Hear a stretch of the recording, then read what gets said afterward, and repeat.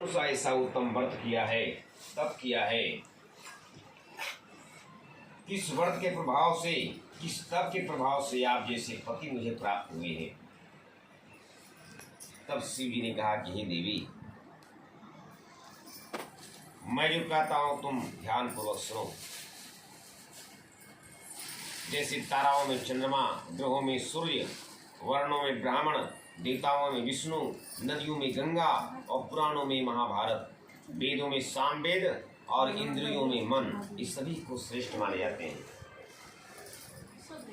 जैसे वेद और पुराणों में, शास्त्रों में कहा गया है, उसी तुम एकाग्र होकर के श्रवण करो। हे देवी, इसी व्रत के प्रभाव से तुमने मेरा आधा आसन को प्राप्त किया है। शिव जी ने कहा कि भाद्रपद मास के शुक्ल पक्ष के तृतीया तिथि को हस्ता नक्षत्र से युक्त आज के दिन जो स्त्रियां अनुष्ठान करती है, अनुष्ठान माने उपवास, अनुष्ठान करती है, उपवास करती है, इससे ही पापों से मुक्त हो जाती है। हे देवी सुनो, जिस महान व्रत को तुमने हिमालय पर्वत पर धारण किया था, शिव जी ने कहा कि हे देवी,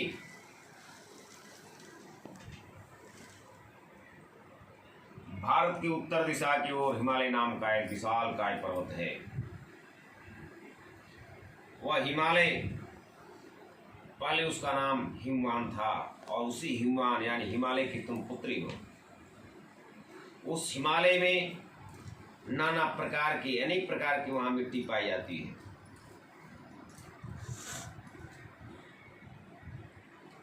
चंदन जैसे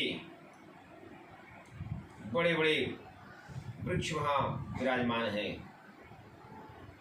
चित्र विचित्र आदि मृगादि पशु वहां विचरण करते हैं। सुंदर सुंदर पक्षियां वहां करोल करती हैं, जो हिमालय की शोभा को बढ़ाती हैं। देवता गंधर्व सिद्धिचारण करते हैं, गंधर्व लोग गाते हैं, अप्सराएं नाचती हैं, नाना प्रकार की वैदुर मणि की खाने वहां भरी हुई है। सोने की ऊंची ऊंची चोटियां बनी हुई है। वह पर्वत इतना ऊंचा है कि आकाश को स्पर्श किए हुए।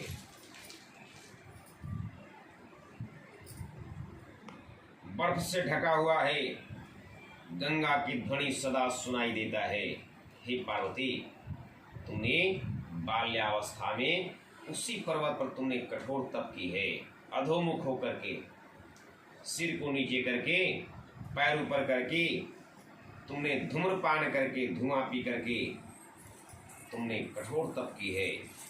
इसके बाद 64 वर्ष तक सूखे पत्ते खा करके, माघ के महीने में जल में खड़ी होकर के तुमने तप की है। वैशाख में अग्नि ताप करके तुमने तपस्या की है। सावन के महीने में अन्न जल को त्याग करके तुमने तप की है। तुम्हारे इस तपस्या को देख करके तुम्हारे पिता हिमवान बहुत ही व्याकुल हो गए, चिंतित हो गए कि पार्वती का विवाह मैं कहाँ करूं, कैसे करूं। इसके योग्य कोई वर दिखाई नहीं देता। उसी समय नारद जी का आगमन हो गया हिमवान के यहाँ।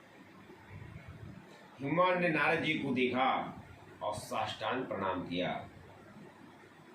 हे नारद जी, आपका आना मेरे लिए अति शुभ है, कहें कैसे आना हुआ।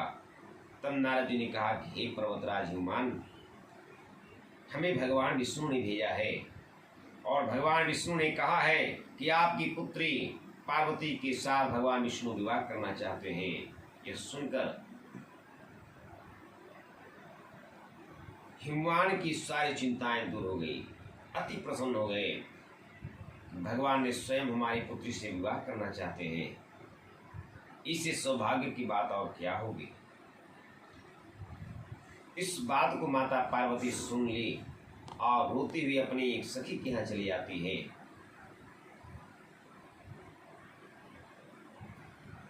और इधर नारद जी माता पार्वती का विवाह विष्णु भगवान के साथ पक्का कर दिए और वैकुंठ की ओर प्रस्थान कर जाते हैं। इधर माता पार्वती रोती हुई अपनी सखी के यहाँ जाती है तो सखी कहती है कि हे सखी, हे पार्वती, तुम क्यों रोती हो, क्या कारण है। पार्वती ने कहा, हे सखी मैं क्या कहूँ, मैंने कठोर तप की है शिव जी को पति बनाने के लिए और हमारी बात को पिताजी ने ठुकरा दिया है। भगवान विष्णु के साथ मेरा विवाह सेट कर दिए हैं। अगर ऐसा हुआ तो अपने प्राणों को मैं त्याग दूंगी। सखी कहती है कि हे पार्वती तुम चिंता मत करो, हम तुम्हें किसी ऐसे वन में ले जाएंगे जहाँ पर तुम्हारे पिता हिमवान जी को पता न लग पावे। अपनी सखी के साथ माता पार्वती वन की ओर प्रस्थान कर जाती है और घोर वन में जाकर के देखती क्या है कि एक नदी प्रवाहित हो रही है, निर्मल जल प्रवाहित हो रही है और उस नदी के किनारे सुंदर एक कमरा दिखाई दिया, गुफा। और उस गुफा में जाकर माता पार्वती अपने सखियों के साथ सुंदर आसन पर विराजमान हो गई और बालू की शिवलिंग स्थापना कर ली। विधि विधान के साथ शिव जी की आराधना प्रारंभ कर दी। उधर हिमवान बड़े दुखी मन से घर घर में, वन वन में, एक वन से दूसरे वन में प्रवेश करते हुए खोजने लगे। किसी काले सांप ने मेरी पुत्री को डस लिया या किसी दुष्ट ने मेरी पुत्री का हरण कर लिया।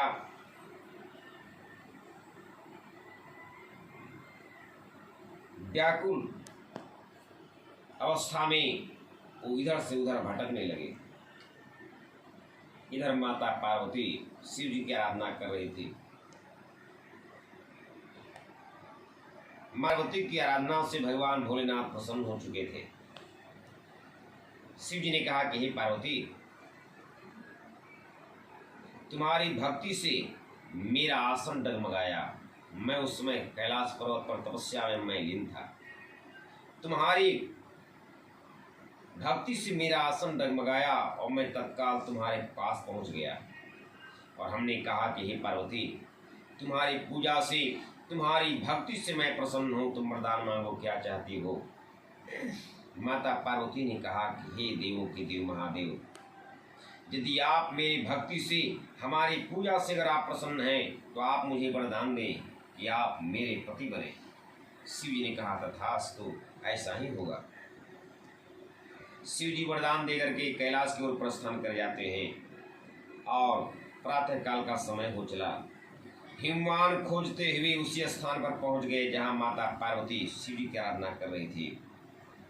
पार्वती को देख करके हिमवान गले से लगा लिए और बिलख बिलख कर रोने लगे। हे पुत्री, हमारी राजमहल में तुमको किसने अपमान किया है? इस कठोर वन में आकर के तुम तप कर रही हो। माता पार्वती ने कहा पिताजी, हमें किसी ने अपमान नहीं किया है। हमने कठोर तप की है शिव जी को पति बनाने के लिए और मेरी वचनों को आपने ठुकरा दिया है। अगर विष्णु भगवान के साथ अगर मेरा विवाह होता है तो अपने प्राणों को मैं त्याग दूंगी। तब पर्वतराज हिमवान ने कहा कि पार्वती, तुम्हारे मन के विरुद्ध हम कोई कार्य नहीं करेंगे। हिमवान ने माता पार्वती का विवाह भोलेनाथ के साथ बड़े ही विधि विधान के साथ, रीति रिवाज के साथ संपन्न कर दिए। शिव जी ने कहा इसी प्रकार से हे पार्वती, तुम्हारे साथ मेरा विवाह हुआ, तुम मेरी अर्धांगिनी बनी है। तो माता पार्वती ने पूछा, हे देवों के देव महादेव, इस व्रत का नाम हरितालिका क्यों पड़ा? शिव जी ने कहा कि सखियों ने हर करके तुम्हें जंगल में ले गई थी, वन में ले गई थी, इसीलिए इसका नाम हरितालिका पड़ा। ये कहा, हे भोलेनाथ, इस व्रत को कौन कर सकता है और किस प्रकार से इस व्रत को करना चाहिए?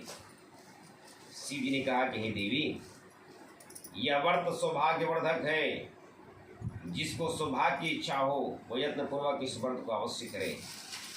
सबसे पहले वेदी की रचना करें और 4 केले खम्भ स्थापित करके सुंदर मंडप को बनाना चाहिए। बंदनवार सुंदर सुंदर रेशमी वस्त्रों से उस मंडप को सजावे, मंडप के नीचे चंदन का लेप लगावे, सुगंधित द्रव्य इत्यादि से सुगंधित कर दे। और शंख भैरी मृदंग इत्यादि बजानी चाहिए और मंडप के बीच में शिवलिंग को स्थापित करें।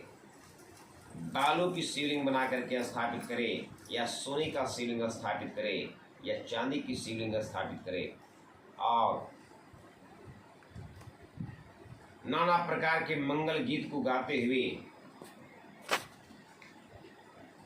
शिव जी की आराधना करनी चाहिए। बहुत से पुष्प, अनेक प्रकार के सुगंधित पुष्प को शिव जी को अर्पण करना चाहिए। गंध, धूप, दीप, नैवेद्य इत्यादि से भक्ति भाव के साथ पूजन करना चाहिए। मिष्टान इत्यादि चढ़ाना चाहिए, नैवेद्य अर्पण करना चाहिए। रात को जागरण करें, नारियल, सुपारी, नींबू, बकुल, नारंगी, जो भी ऋतु फल मिले भक्ति भाव के साथ शिव जी को अर्पण करना चाहिए।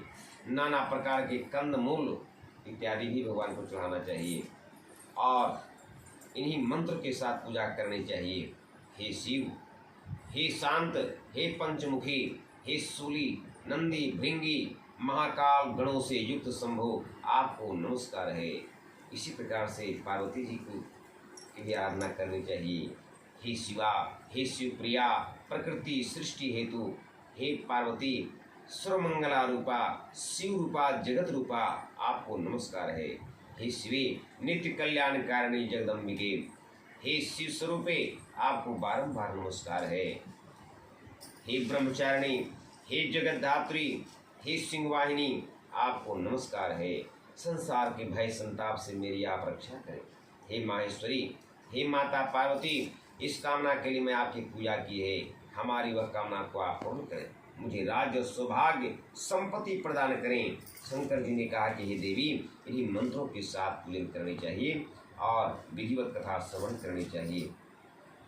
इसके बाद ब्राह्मण को अन्न, वस्त्र, स्वर्ण इत्यादि दान में देना चाहिए। स्त्रियों को भूषण आदि प्रदान करें। हे देवी, स्त्रियां आभूषण इत्यादि प्रदान करें यानी दान दे। शिव जी ने कहा कि हे देवी, जिस प्रकार से विधिवत भगवान शिव और माता पार्वती की पूजन करती है, उनके सभी पाप नष्ट हो जाते हैं। 7 जन्मों तक सुख और सौभाग्य की प्राप्ति होती है। जो नारी भाद्रपद मास के शुक्ल पक्ष की तृतीया तिथि के दिन व्रत नहीं धारण करती, आहार भक्षण कर लेती है, भोजन कर लेती है, वह 7 जन्मों तक बंध्या रहती है। जन्म जन्म में उसे विधवा होना पड़ता है, अनेक प्रकार के कष्ट को उठाती है, दरिद्र होती है, पुत्र का शोक भी उसे झेलना पड़ता है।